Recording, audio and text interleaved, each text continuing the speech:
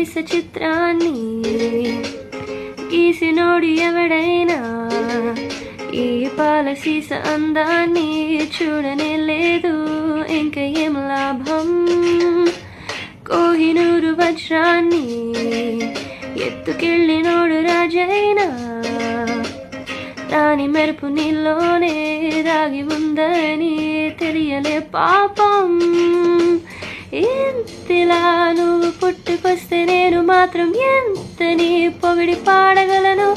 తెలుగు భాషలో నాకు తెలిసిన పదాలు అన్ని గుమ్మరించి ఇంత రాసినాను. సిరివెన్నెల మూటలా వేటూరి పాటలా ముద్దుగున్నావే మరదలా. నిన్ను చూడగానే నా చిట్టి గుండె